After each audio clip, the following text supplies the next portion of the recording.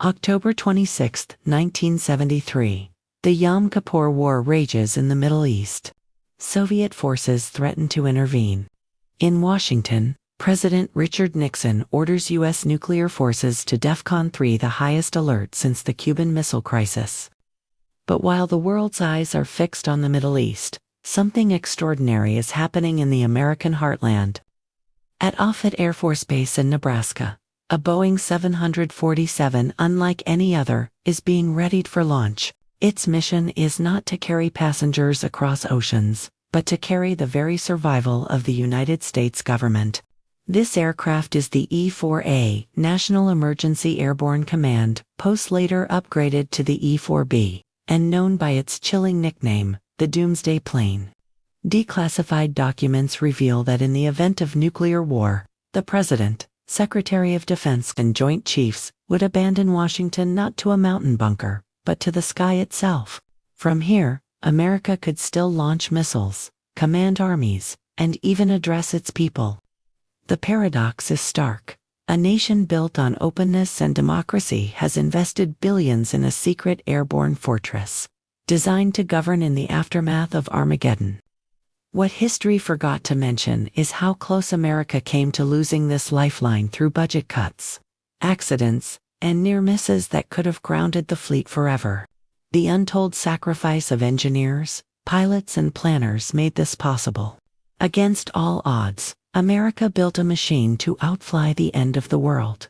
This is the story of the Doomsday Plane, born in the shadows of the Cold War, tested in crises from 9/11s to today, and still circling above U.S. silent, watchful, ready. The hidden truth was this: America's survival could no longer depend on bunkers carved into mountains. By the 1970s, the Pentagon realized that fixed meant vulnerable. The Soviets had mapped every bunker, every silo, every radar dish. If nuclear war came, the first wave of missiles would target them all. In 1972, the U.S. signed the Anti-Ballistic Missile Treaty with the Soviet Union, limiting missile defenses. This meant that if war came, America could not rely on shields, only on survivable command and control. The E-4A entered service in 1974, stationed at Andrews Air Force Base and AFAT-AFB. Its mission was clear: to serve as the National Emergency Airborne Command Post, NEAT post, ensuring continuity of government. The aircraft was equipped with advanced very low-frequency VLF antennas, capable of transmitting launch orders to submerged ballistic missile submarines anywhere in the world. This meant that even if land-based silos were destroyed, America's nuclear triad could still respond. The secret strategy that changed everything was mobility. Instead of hiding in mountains, America would hide in the sky. The Soviets could target a bunker. They could target a city, but to carry the very survival of the United. That was the genius of the Doomsday Plane. Imagine a Soviet first strike in 1979. Washington, D.C. obliterated. NORAD crippled. But high above the clouds, an E-4B circles, its crew calm, its radios alive. The President, safe aboard, speaks to the nation: "We endure. We fight back. America lives." By 1980, 4 E-4Bs had been delivered, each costing nearly $250 million. They were hardened against electromagnetic pulses (EMP), equipped with analog instruments immune to digital disruption, and capable of mid-air refueling to stay aloft for days. Declassified documents reveal that during the early 1980s, the E-4B was placed on constant alert, ready to launch within minutes. At the height of the Cold War, one of these aircraft was always within reach of the President. "General, Mr. President, if the Soviets strike, you'll board this aircraft." President Reagan: "Then this plane is not just steel and engines, it's freedom itself." But what history forgot to mention is how fragile this lifeline really was.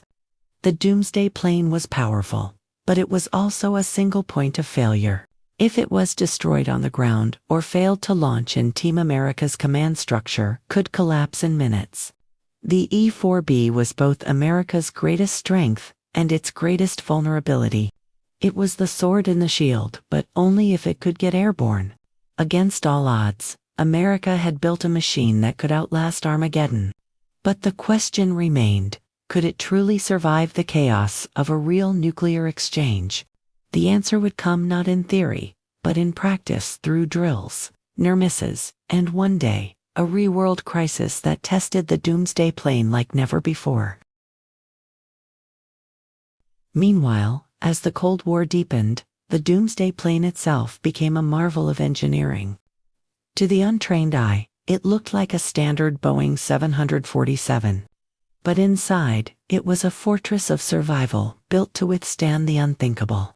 The E-4B was equipped with 4 General Electric CF650E2 engines, each capable of producing over 52,000 pounds of thrust.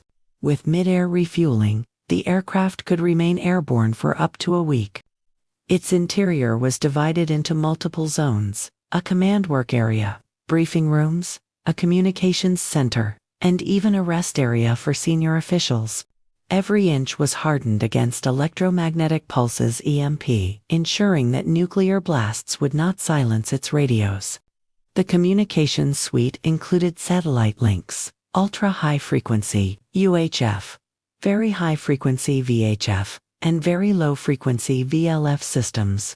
This allowed the president to speak directly to nuclear submarines hidden beneath the oceans, even if every land-based antenna was destroyed.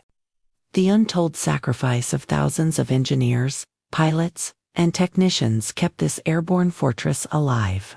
They worked in secrecy, often without recognition, ensuring that the plane could launch at a moment's notice. We tested every wire, every circuit, every antenna. Failure was not an option.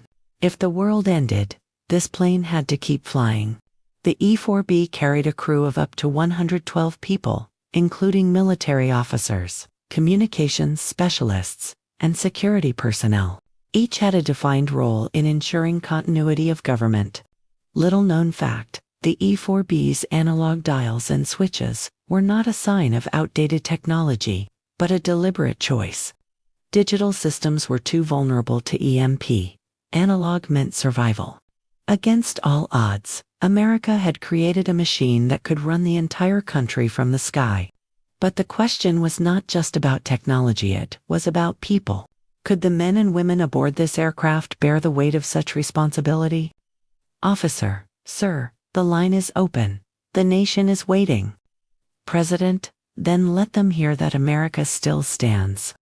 What history forgot to mention is that the Doomsday Plane was not just a machine, it was a living system of human vigilance. Every drill, every sleepless night, every launch alert was a rehearsal for the end of the world. The E-4B was more than steel and circuits. It was a promise that no matter what happened, America would endure. But endurance came at a cost. The crews lived under constant pressure, knowing that their mission might one day become reality. For them, every takeoff was a reminder. If the Doomsday Plane ever truly launched with the president aboard, it meant civilization had already failed. And yet, decades later, that nightmare scenario nearly came true, not in a nuclear exchange, but on a clear September morning in 2001, when America faced a new kind of enemy. Little did they know, on the morning of September 11, 2001, the Doomsday Plane would face its greatest test not against Soviet missiles, but against a new and unexpected enemy. At 8:46 a.m., American Airlines Flight 11 struck the North Tower of the World Trade Center. 17 minutes later, United Airlines Flight 175 hit the South Tower. By 9:37 a.m., American Airlines Flight 77 crashed into the Pentagon. At that very moment, one of the E-4B aircraft was already airborne, conducting a routine training mission near Washington, D.C. Within minutes, it was transformed from a drill into the nation's airborne command post.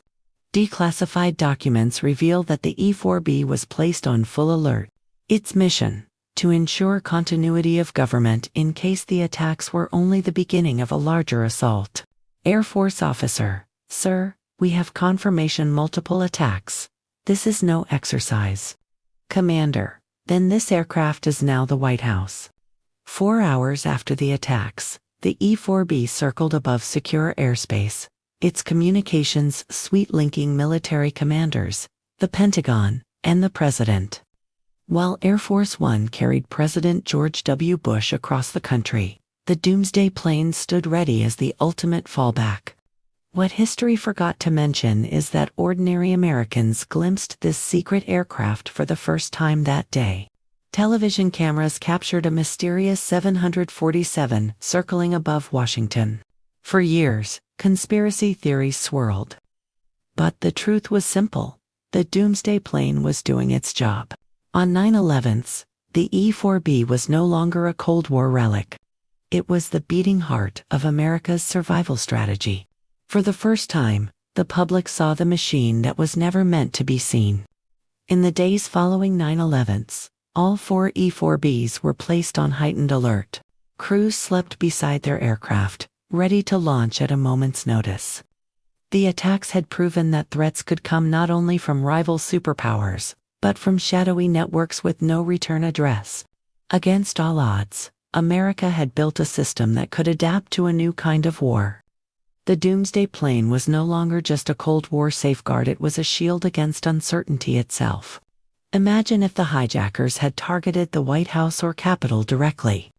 In that chaos, the E-4B would have become the sole functioning seat of government, its radios carrying the president's voice to a shaken nation.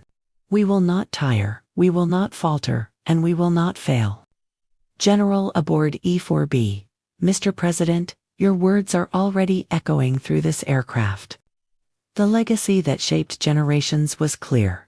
The Doomsday Plane was not just a weapon of last resort. It was a promise that even in the darkest hour, America's leadership would endure. But endurance came at a cost. Keeping the Doomsday Plane ready demanded billions of dollars, endless vigilance, and crews who sacrificed their lives in silence.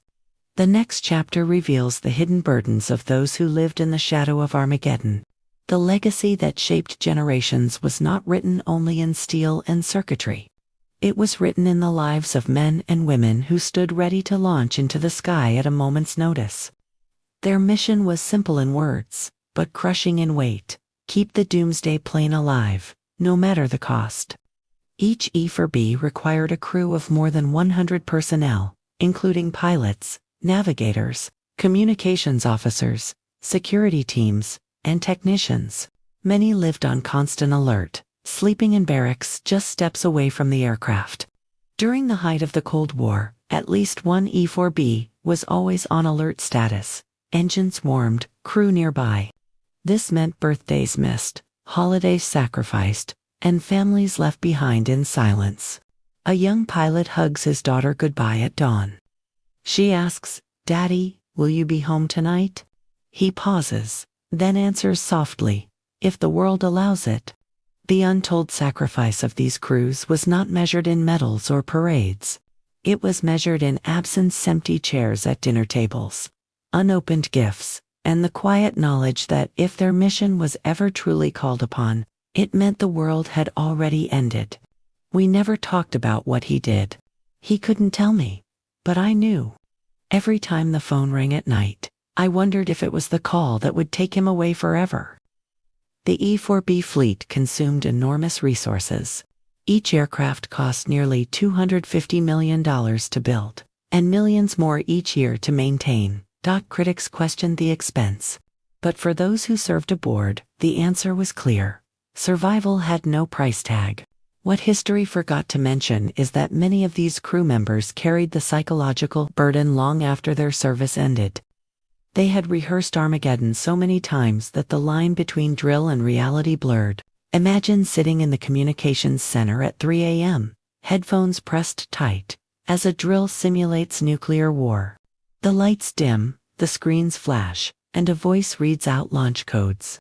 You know it's practice, but your hands still tremble, because one day it might not be. Communications officer: "Sir, the codes are verified." "Do we transmit, Commander?" "Hold steady. Remember, it's only a drill dot until the day it isn't." In 1985, during a NATO exercise, an E-4B crew mistakenly believed a real nuclear launch order had been transmitted. For several tense minutes, they prepared to relay the command. Only a last-second clarification prevented disaster. Against all odds, America's airborne guardians carried this burden in silence. They were not celebrated in headlines. They were not remembered in textbooks. Yet without them, the promise of continuity would have been an empty shell. The Doomsday Plane was a machine, but it was the people who gave it meaning.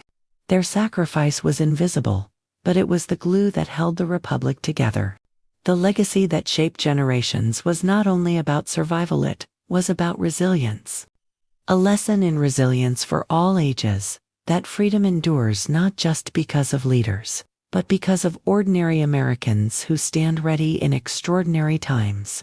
But, as the Cold War ended, a new question emerged. With the Soviet Union gone, was the Doomsday Plane still necessary, or was it a relic too costly to maintain? The answer would spark fierce debate, and nearly grounded America's airborne fortress forever. The Cold War had ended. The Soviet Union collapsed in 1991. For the first time in half a century, Americans believed the nuclear shadow had lifted. But in the hangars of Offutt Air Force Base, the Doomsday Plane still waited silent, expensive, and increasingly questioned. By 1992, the U.S. defense budget had been slashed by nearly 30% compared to its Cold War peak. Programs once considered untouchable were suddenly on the chopping block. Among them, the E-4B fleet. Each E-4B cost tens of millions annually to maintain. Critics in Congress argued that with the Soviet threat gone, the aircraft were relics of a bygone era. Why are we spending billions to prepare for a nuclear war that will never come? Air Force General, because history teaches us that the day you stop preparing is the day you need it most. The hidden truth was that even without the Soviet Union, threats remained. Rogue states, accidental launches, and terrorism all loomed as new dangers. Yet the political appetite for costly airborne fortresses was fading fast. In 1994, the Pentagon proposed reducing the E-4B fleet from 4 aircraft to 3, and grounding one permanently. The plan nearly passed. Only last-minute lobbying by senior military leaders saved the program. The Doomsday Plane was almost a casualty of peace. Ironically, its greatest danger came not from enemy missiles, but from budget cuts. What history forgot to mention is that during this period, the E-4B was quietly modernized. New communications systems were installed, satellite links upgraded, and security hardened. Even as critics called it obsolete, the aircraft was being prepared for the threats of the 21st century.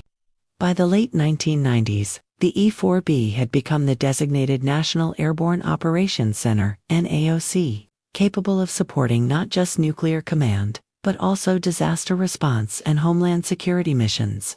Imagine a massive cyber-attack, in 1999, crippling communications across the continental United States. While phones and networks fail, the E-4B remains aloft, its analog systems immune, its radios alive. From the sky, the president still commands. Against all odds, America's airborne fortress survived the budget wars of the 1990s. But survival came at a cost: fewer aircraft, leaner crews, and constant pressure to justify its existence. Air Force officer, we train for a war that may never come. Commander, and pray it never does. But if it does, we'll be ready. The legacy that shaped generations was now at risk of being forgotten. Yet history has a way of testing the unprepared. And in the new millennium, the Doomsday Plane would once again prove its worth, this time against enemies no one had foreseen. The next chapter reveals how the Doomsday Plane adapted to a world of terrorism, cyber warfare, and new global threats, ensuring that America's airborne command would never be grounded. The hidden truth was that 9/11s had changed everything. The Doomsday Plane, once seen as a Cold War relic, was suddenly thrust into the spotlight as America realized that threats no longer came only from rival superpowers. Terrorism, cyber warfare, rogue state siege demanded a command system that could survive the unexpected. In the years after 9/11s, The E-4B fleet was upgraded with advanced satellite communications, hardened digital systems, and secure data links. These improvements allowed the aircraft to serve not only as a nuclear command post, but also as a hub for disaster response and homeland security. The E-4B became a familiar sight during presidential travel. At least one aircraft would shadow Air Force One on overseas trips, ensuring that the commander-in-chief always had a flying fortress within reach. Air Force officer, wherever the president goes, we go. If the unthinkable happens, this aircraft becomes the White House. Declassified documents revealed that the E-4B was used during major exercises simulating cyber attacks, biological warfare, and even large-scale natural disasters. The aircraft was no longer just about nuclear war, it was about continuity in any crisis. In 2005, during Hurricane Katrina, the E-4B was placed on alert to provide backup communications in case ground-based systems failed. Though it was not deployed, the readiness underscored its evolving role. What history forgot to mention is that the Doomsday Plane became a symbol of reassurance, not just for generals and presidents, but for ordinary Americans who never even knew it existed. Its silent presence meant that no matter the disaster, leadership would endure. The E-4B is more than a Cold War artifact. It's a safety net for the unknown. In a world of unpredictable threats, it's the one constant. By the 2010s, the E-4B fleet had logged tens of thousands of flight hours, often in secrecy. Crews trained relentlessly, rehearsing scenarios from nuclear strikes to cyber blackouts. Each drill reinforced the same truth. The Doomsday Plane was America's ultimate insurance policy. Imagine a massive cyber attack in 2012, shutting down power grids across the East Coast. Banks offline, communications severed, panic spreading. While cities go dark, the E-4B circles above, its analog systems immune, its radios alive. From the sky, the president speaks. We are still here. We are still strong. Against all odds, America's airborne fortress adapted to a new century. It was no longer just about surviving Armageddon, it was about ensuring resilience in a world where threats could come from anywhere, at any time. Technician, sir, systems check complete. We're ready for anything. Commander, then let the world know America never stands down. The legacy that shaped generations was alive in the E-4B, a lesson in resilience for all ages. That leadership is not about buildings or borders, but about the ability to endure when everything else falls away. But endurance has a price. As the 21st century advanced, the Doomsday Plane faced new challenges not from enemies abroad, but from within. Aging airframes, rising costs, and political battles threatened to ground the very aircraft built to outlast the end of the world. The hidden truth was that by the 2010s, the Doomsday Plane was showing its age. Built in the 1970s, its airframes were over 4 decades old. Each flight hour demanded hours of maintenance, each upgrade cost millions. And yet, the mission it carried was too vital to abandon. By 2015, the U.S. Air Force reported that the E-4B fleet required nearly $100 million annually just to remain operational. Critics in Congress once again questioned whether the nation could afford such an expensive insurance policy. Proposals emerged to replace the E-4B with a new aircraft under the Survivable Airborne Operations Center (SAOC) program. But development delays and budget constraints meant that the E-4B remained the only option. Congressman, why are we pouring money into a 40-year-old 747? Air Force General, because until its replacement is ready, this is the only plane that can run the country from the sky. What history forgot to mention is that the E-4B was not just a military tool, it was a political symbol. Every time it shadowed Air Force One, every time it appeared on the tarmac during a crisis, it reminded allies and adversaries alike that America's leadership could never be decapitated. In 2017, one of the E-4Bs was damaged by a tornado while parked at Offutt Air Force Base. For months, the fleet was reduced to just 3 operational aircraft, highlighting its fragility. The tornado was a wake-up call.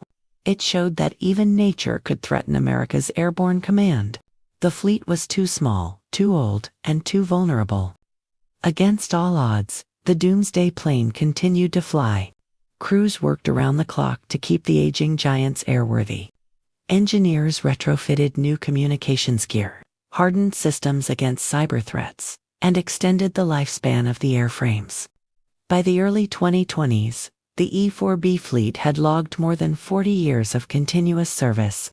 Despite its age, it remained one of the most secure and capable command centers in the world. Imagine a sudden crisis in 2022. Tensions flare in Eastern Europe, cyber attacks cripple American infrastructure, and satellites are jammed. As chaos spreads, the E-4B lifts into the night sky, its analog systems immune, its radios alive. From the clouds, the President commands. America endures. America leads. Technician, sir, she's old, but she still flies. Commander, so does the Republic. The legacy that shaped generations was now at a crossroads. The Doomsday Plane had proven its worth time and again, but its future was uncertain. Could America afford to keep flying a relic of the Cold War? Or was it too dangerous to let go of the one machine built to outlast the end of the world? The answer lies in the final act of this story, where history, technology, and destiny converge. The next chapter reveals the lasting legacy of the Doomsday Plane, and the question every generation must face: how do you prepare for the unthinkable? For nearly half a century, the Doomsday Plane has stood as America's ultimate insurance policy. Born in the darkest days of the Cold War, tested in moments of crisis, and adapted for a new century, it remains a symbol of resilience. Since its introduction in 1974, the E-4B fleet has logged tens of thousands of flight hours, shadowed presidents across the globe, and stood ready during every major crisis from nuclear standoffs to terrorist attacks. The aircraft has been upgraded repeatedly, with hardened communications, satellite links, and EMP-resistant systems. Even in the digital age, its analog backbone ensures survival against cyber warfare and electronic attack. The Doomsday Plane has participated in countless exercises, from NATO drills to homeland security scenarios, ensuring that America's leadership can never be silenced. Against all odds, America built a machine that could outlast Armageddon. But its true legacy is not in steel or in genset, is in the idea that leadership must endure, no matter the storm.